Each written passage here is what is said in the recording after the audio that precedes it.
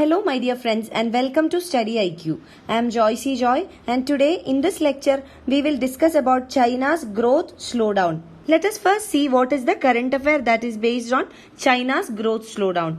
The growth of GDP in the People's Republic of China has slowed down to 6.6% in the financial year 2018. So GDP is the measurement of national income. So GDP in China has come down to 6.6%. Now what is GDP?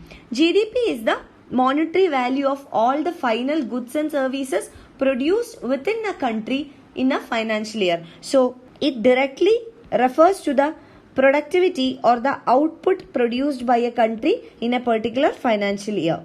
So a reduction in GDP indicates that there is lesser output production in the country. So let us analyze in this lecture what is associated with China's growth slowdown, what are the concerns for China, what are the causes of this concern, and what should China do now and implications on India. Now coming to the concerns over the China's growth slowdown. The economy of China is decelerating. That means that the growth is slowing down. So there is a slowdown of growth in the Chinese economy which is termed as deceleration. The major cause of concern here is the GDP numbers.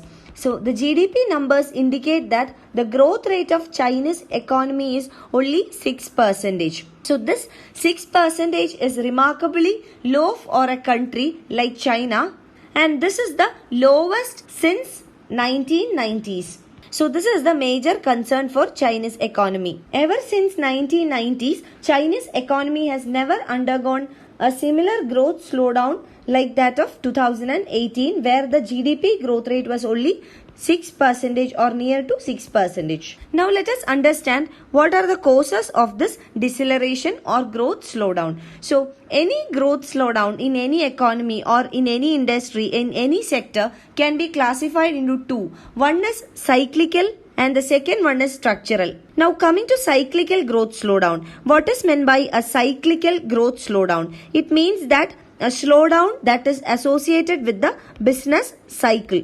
If we closely examine a business cycle, there will be a period of boom where the productivity profits will be very high. And the boom period will be accompanied by a deceleration where productivity will come down, profit margins also will come down. This is natural to any business, to any economy and to any industry. So this is very natural and this is termed as cyclical growth slowdown. But there is another kind of growth slowdown which is termed as structural growth slowdown. That means structural factors would be contributing to growth slowdown. It can be the availability of capital, labor availability, raw material availability, the productive capacity.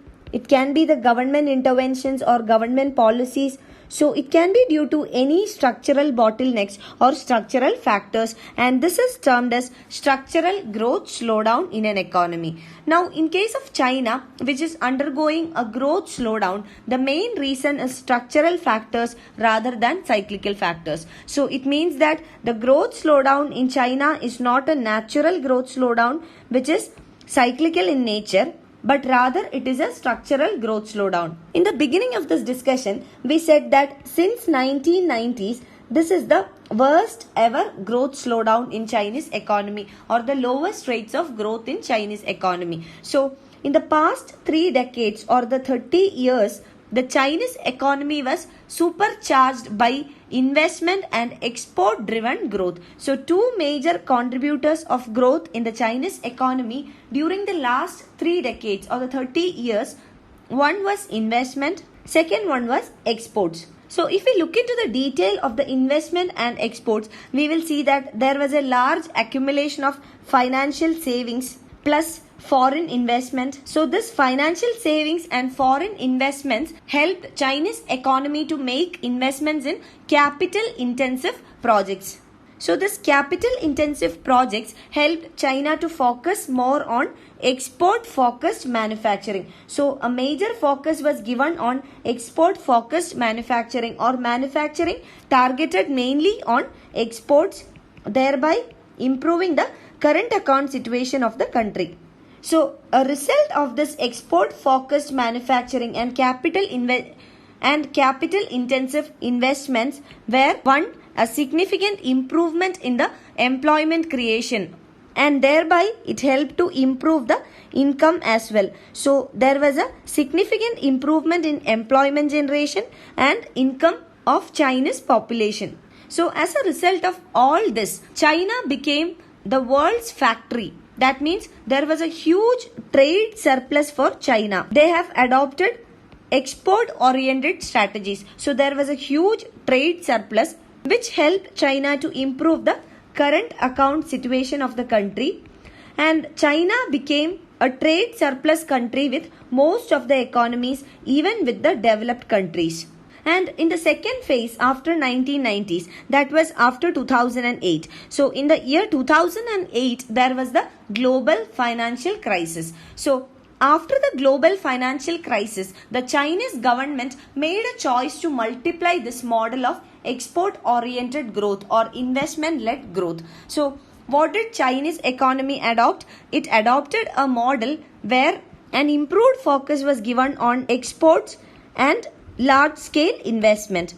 And how Chinese economy or the government made it possible? It took advantage of cheap credit that was available to various capital intensive sectors. So after the global financial crisis, cheap credit that was made available had been made utilization by China or Chinese economy to invest further in capital intensive sectors. But later what happened? The growth remained very high or robust, but the productivity of capital declined severely. So in a later stage, the capital productivity declined, and in the last few years, we see that the growth in China came from consumption rather than production. This is one phenomena that we observe in India as well, demand-driven growth. So we call it as consumption-driven or demand-driven growth, because the growth happens because there is a higher level of consumption or demand in the economy rather than production or output in the economy. So when Chinese economy moved into a consumption-driven growth economy, there was a significant imbalance in the economy, and this is the cause for slowdown in the growth rate in Chinese economy. Now, what should China do in order to overcome this situation? We can broadly classify it into rebalancing the economy, raising the productivity, and improving the innovation in the economy. The first one, rebalancing the economy, means now the economy has moved into a consumption-driven economy. So government should intervene in order to rebalance it. That means there should be an improvement in the productivity as well. So rising productivity is an obvious choice for China, and productivity can be improved by improving the innovation. That means China should move up the value chain and involve more innovation in its production process. So these three are connected to each other. What Chinese economy needs to do is to rebalance the economy, and to rebalance it needs to improve the productivity. To improve the productivity, it needs to increase the innovation. Now Chinese economy also has certain challenges in improving the productivity in the economy. The first one is the political challenges or the political pressure in the economy. There is a political pressure to ensure that the growth remains high and incomes keep increasing. So the credit flow to the unproductive sectors cannot be stopped all on a sudden. Now, another option that is left out with China is to empower the private sector. But what is the problem? It is against the political policy of the Chinese economy or the government. So empowering private sector has got its own challenges and limitations in Chinese economy. Another major challenge is the tensions with US. The ongoing trade war between US and China is again another hurdle in China's economic prospects. Now, what is the implication of this slowdown on Indian economy, or what are the opportunities that this slowdown in Chinese economy poses for India? First one is that India has a new opportunity where India can invest into the global supply chains. India is not yet a part of the global supply chain. Now, India can utilize this opportunity to participate in the global supply chain. But in order to make utilization of all these opportunities that China's growth slowdown has posed for India, there must be domestic reforms which will help India to take advantage of these opportunities. So there should be reforms in the form of policies, government measures, government intervention, private sector engagement, investment, foreign capital, manufacturing policy, etc. So substantive reforms are required in the domestic policies in order to take advantage of this situation. You can find the PDF of this lecture on my Facebook page, and for any queries regarding your UPSC preparations, you can get in touch with me on my Facebook page, or you can email me at joycey.studyiq@gmail.com. Thank you.